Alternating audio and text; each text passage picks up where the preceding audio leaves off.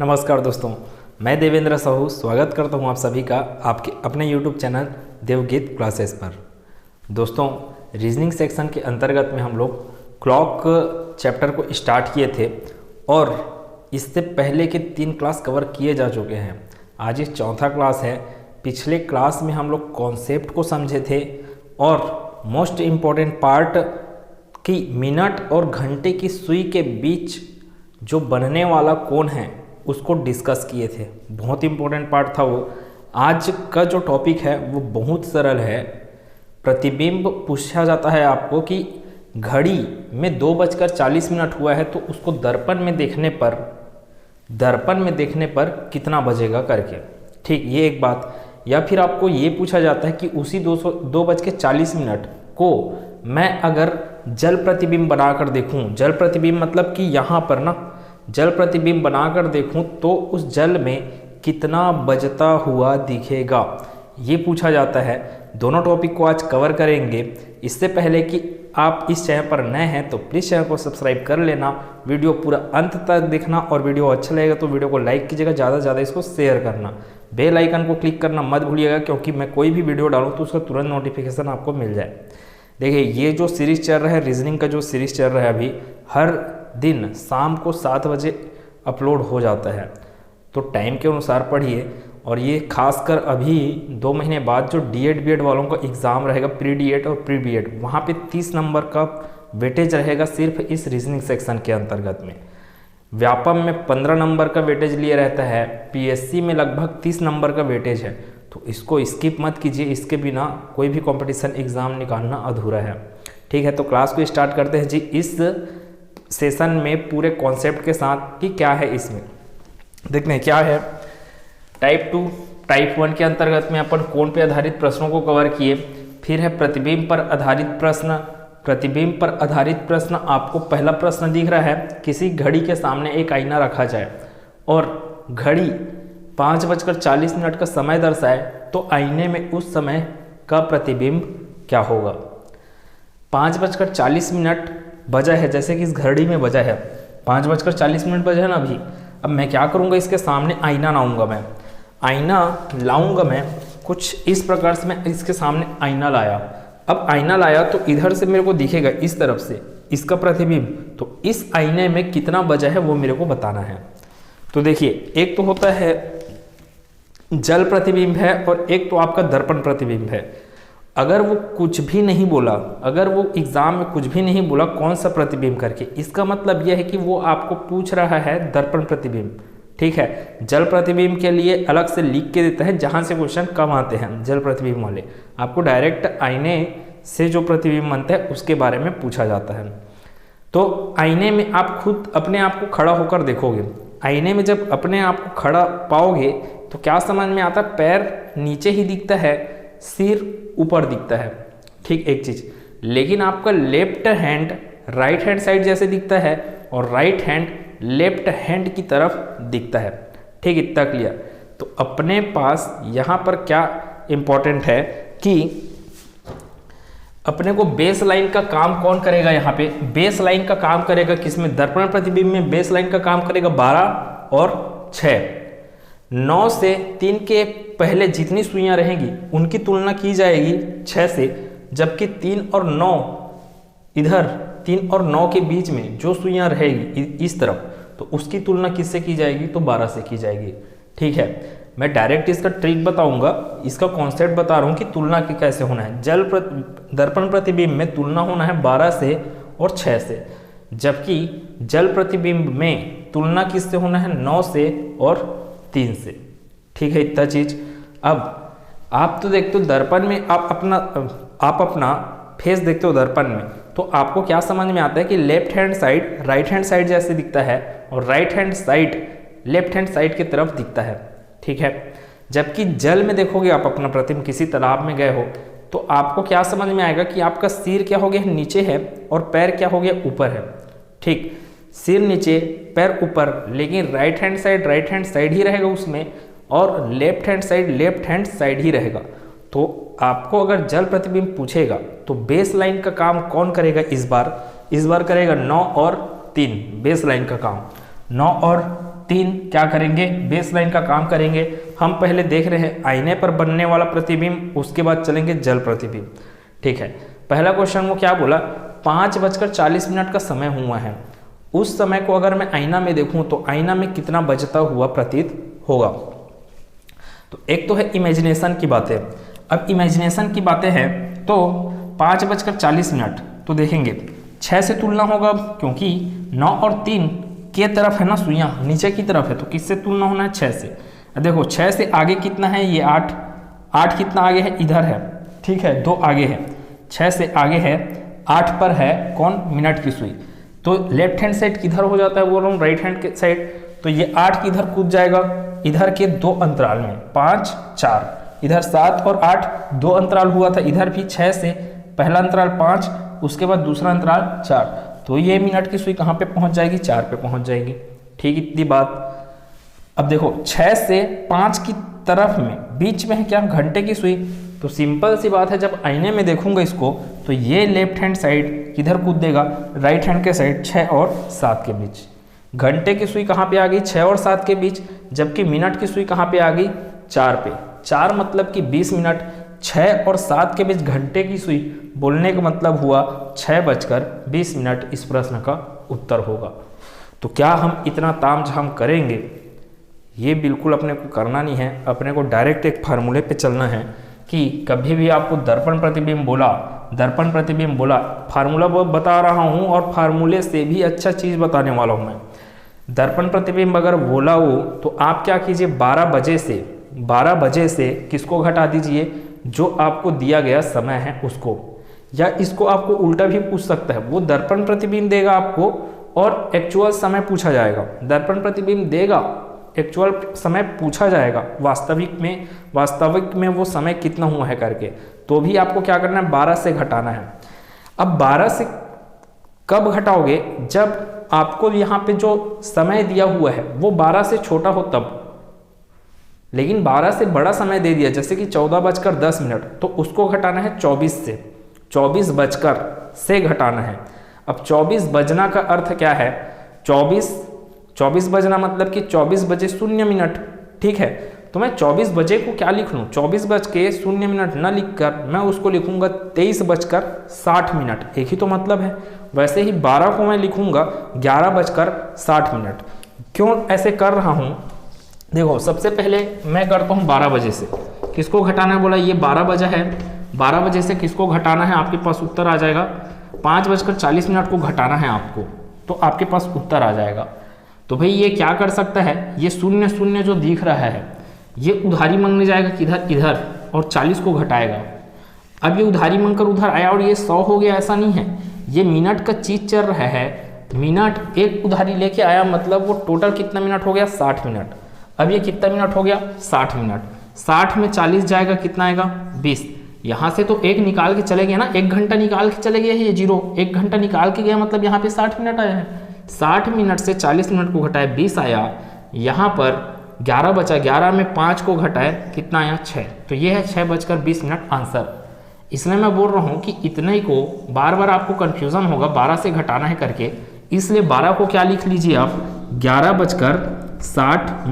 अब डायरेक्ट घट जाएगा, 11:60 बोलने का अर्थ हुआ 12 घंटा, 12 बजा है करके। अब इससे क्या घटाना है, 5:40 को घटाना है, कितना आएगा आंसर, 60 में 40 गया 20, 11 में 5 गया 6, 6:20 इस प्रश्न का उत्तर होगा।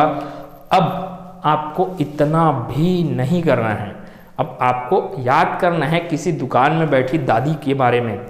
आप क्या करते हो, जैसे कि 20 रुपए का सामान लेने गए आप, और वहाँ दुकान में कोई दादी बैठी है। अब वो हुआ 8 रुपए का आप सामान लिए, कुछ भी लिए, चॉकलेट लिए, जो भी लिए, 8 रुपए का सामान लिए। वो दादी घटाने नहीं आता उसको, 20 में से 8 को घटाने नहीं आता, तो वो क्या करती है, 8 रुपये हुआ है, पहले तो वो 2 रुपये निकालेगी, फिर वो 2 रुपये निकाली, हाँ उसको समझ में आ गया कि 10 हो गया, अब बचा कितना, तो 10 और देना है करके, तो वो क्या की, आगे बढ़ी। तो वैसे ही आपको भी यहाँ पर आगे बढ़ना है। दादी गई है 20 तक, आपको जाना है 12 तक, ठीक है, आपको जाना है 12 तक। कौन सा प्रतिबिंब दिया है, 5:40। 5:40 में सबसे पहले आप कितना दौड़ोगे, तो 20 मिनट दौड़ोगे। 20 मिनट दौड़े तो कितना पहुंच गए, 6 बजे में पहुंच गए। अब 6 से और 12 बजे में पहुंचना है तो और कितना दौड़ना पड़ेगा, 6 घंटे और दौड़ना पड़ेगा। तो 6 घंटे दौड़े इधर और इधर दौड़े हो आप 20 मिनट, तो 6:20 क्या हो जाएगा, इसका आईना में प्रतिबिंब हो जाएगा। बिल्कुल भी पेन चलाने का ज़रूरत है ही नहीं। ये मैं बोला 11:60 से घटाना है करके, वो भी आपको करने का ज़रूरत है नहीं। चुपचाप दादी का दिमाग लगाएंगे, आंसर पाएंगे।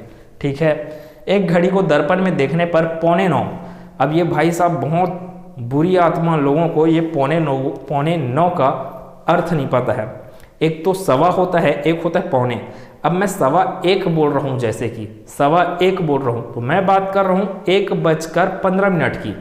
15 मिनट आगे ना, 1 से 1:15 को मैं बोलूँगा 1:15, जबकि अगर मैं बात किया 1:45 तो 1 से 15 मिनट पहले, 1 से 15 मिनट पहले, 1 से 15 मिनट पहले क्या कहलाता है, 12:45। तो 1:15 मतलब 12:45, 1:15 मतलब कि 1:45, 1:15 मतलब कि 2:45।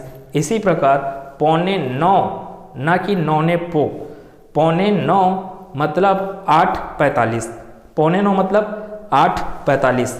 अब फिर वही, आपको पेन चलाने की जरूरत है नहीं, 8:45 बोले, पहुंचना कहाँ तक है, 12 तक। तो 8:45 में सबसे पहले 60 तक पहुंचोगे ना।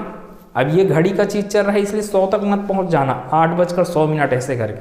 8:45 तो सबसे पहले 15 मिनट आगे बढ़ोगे और तो बच जाएगा कितना, 9। 15 मिनट इधर चल लिए। अब 9 से 12 तक पहुंचने में कितना घंटा चलना पड़ेगा, तो 3 घंटा। 3 घंटा इधर चले हो आप 15 मिनट, 3:15 इसका क्या हो जाएगा, जल प्रतिबिंब। ठीक, आईना में प्रतिबिंब। ठीक है, 3:15 क्या हो जाएगा, इसका प्रतिबिंब हो जाएगा, किसमें, आईना में। क्या बोल रहा हूँ उस चीज़ को समझिए अच्छे से। आप सिर्फ क्या कर रहे हो, आगे बढ़ रहे हो। कहाँ तक बढ़ना है अपने को, 12 बजे तक बढ़ना है। या फिर इतना भी चीज़ समझ में नहीं आ रहा, इतना सिंपल चीज़, तो आप डायरेक्ट जा सकते हो 11:60 से घटा दो आप किसको, जो समय आपको दिया हुआ है। अब देखिए कौन कौन सा प्रश्न हो गया, ये ऑप्शन नंबर डी इसके लिए आया है, ऑप्शन नंबर ए। अब 2:45 है, 2:45, तो फिर वही बात, सबसे पहले 15 मिनट जाओगे तो 3 बजेगा। 15 मिनट गए ना, 2:60 हुआ तो 3 बजा। फिर 45 में 15 चले, 3 बज गया। अब बचा 3 से लेके 12 तक, 3 से लेके 12 तक जाओगे तो 9 घंटा और लगेगा। तो 9 बजकर इधर कितना मिनट और चले, 15, तो 9:15 क्या हो जाएगा, इसका आईना में प्रतिबिंब। फटाफट बनेगा इससे। ठीक है, 9:15 क्या हो जाएगा, इसका आईने में प्रतिबिंब। अब 9:30 है, 9:30 है तो सबसे पहले जाओगे आधा घंटा, कहाँ बज गया, 10 बज गया। 10 में 2 जोड़ोगे तभी तो 12 बजाओगे आप। 10 में 2 जोड़ो तो 10 में इधर 2 जोड़े हैं, 9:30 में आधा घंटा और है तो 2 घंटा और आधा घंटा, 2 घंटा आधा घंटा, 2:30 मिनट, 2:30 मिनट, तो 2:30 मिनट क्या होगा, इस प्रश्न का उत्तर होगा। 8:30 की बात करते हैं, 8:30 बजा है, सबसे पहले फिर आधा घंटा, 9 बजा, 9 से कितना जाना है और 3 और जाना है, तो 3:30 मिनट, 3:30 मिनट क्या हो जाएगा, इस प्रश्न का उत्तर हो जाएगा। कितना सरल था टॉपिक, 2 मिनट में, चुटकियों में ये खत्म। आपको सिर्फ दादी का नॉलेज अपनाना है। ठीक है, अब देखो ये तो किसमें, आईने पे आधारित प्रश्न था, लेकिन आपको जल प्रतिबिंब बोलेगा तो जल प्रतिबिंब ज़्यादातर इसलिए नहीं पूछा जाता क्योंकि आपको वहाँ पे कन्फ्यूज़न होता है। क्यों कन्फ्यूज़न होता है उसकी बात करते हैं हम। मान लो मैं कितना बोल रहा हूँ, इसका जल प्रतिबिंब निकालना है मेरे को, कितना बचा है ये, 5:40। इसका अगर मेरे को जल प्रतिबिंब निकालना है, अब जल प्रतिबिंब के लिए बेस लाइन का काम कौन करेगा बोला था मैं, 3 और 9। बेस लाइन का काम कौन करेगा बोला, 3 और 9। ठीक है, तो देखो 9 से पीछे कितना है, 8। 9 से पीछे कितना है, 8, 1 घंटे पीछे है। तो इसका प्रतिबिंब मैं बनाने जाऊँ अगर, तो इसका प्रतिबिंब बनाने के टाइम क्या हो जाएगा, यही 8 का सुई कहाँ पे पहुँच जाएगा, 10 पे। ठीक है, 1 घंटा पीछे था तो 1 घंटे क्या हो जाएगा, ज़्यादा। जल प्रतिबिंब के लिए बात किया जा रहा है। अब ये क्या है, 5 और 6 के बीच में है, है ना। इधर 3 से तुलना हो रहा है, इधर 9 से तुलना हुआ, इधर 3 से, तो 3 से 6 के पहुंचते में है क्या चीज, आपका ये घंटे वाली सुई। ठीक है, 3 से आगे कितना है, 1 2 3, मतलब 2 घंटा और लगभग 3 घंटे के बीच में है। तो ये जो घंटे वाली सुई है 3 के सापेक्ष जितना आगे है उतना क्या हो जाएगी, पीछे हो जाएगी। तो यहाँ से क्या चीज़ समझ में आएगा, 3, 1 घंटा, 2 घंटा, फिर कहाँ पे आने वाला है, यहाँ कहीं पर आपका क्या आने वाला है, घंटे की सुई आने वाला है। फिर अब घंटे की सुई यहाँ पे आया, अब इसको मैं बोलूँगा 12 बजकर कितना है, 50 मिनट, तो आपको यकीन नहीं होगा। क्यों यकीन नहीं होगा, क्योंकि 12 बजकर अगर 50 मिनट होता तो कहाँ पे पहुँचे रहता, ये घंटे वाली सुई पहुँचता कहाँ पे, 1 के जस्ट पास में पहुँचता करके, जो कि दिख तो नहीं रहा है घंटे वाली सुई। तो एक्चुअल में ये चीज़ आपको लगेगा कि गलत बता रहे करके, जबकि अपने को मिनट के हिसाब से ही चीज़ों को डील करना है। तो ये 50 मिनट है, तो आंसर कितना होता है इसका, जल प्रतिबिंब आपको पूछता, किसका जल प्रतिबिंब, 5:40 का जल प्रतिबिंब क्या होता, 12:50 होता। ठीक, इसके लिए बात किया जाए, ये कितना है 45, 8:45 ना, 8:45, 8:45 मतलब कि 8:45। अब 8:45 के लिए बना लिया जाए, देखो 8:45 के लिए बनाएंगे तो सबसे पहली बात तो मिनट वाली सुई कहाँ पे आना है, 9 पे, मिनट वाली सुई कहाँ पे आना है, तो 9 पे। 8:45 बोला जा रहा है, तो 8 और 9 के बीच क्या रहेगा, घंटे वाली सुई, तो घंटे वाली सुई कहाँ पे रहेगी, कहीं यहाँ पर।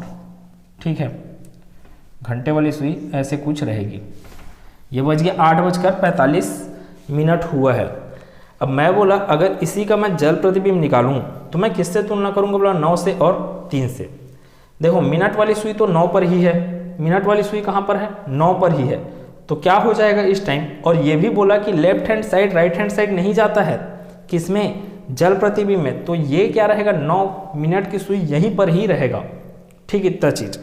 अब घंटे वाली सुई 9 से थोड़ा पीछे है, प्रतिबिंब में देखूंगा तब क्या होने वाला है, जल प्रतिबिंब देखूंगा तो ये घंटे वाली सुई क्या हो जाएगा, थोड़ा सा आगे हो जाएगा। प्रतिबिंब के कंडीशन में जितना थोड़ा सा पीछे है उतना ही क्या हो जाएगा, थोड़ा सा आगे हो जाएगा।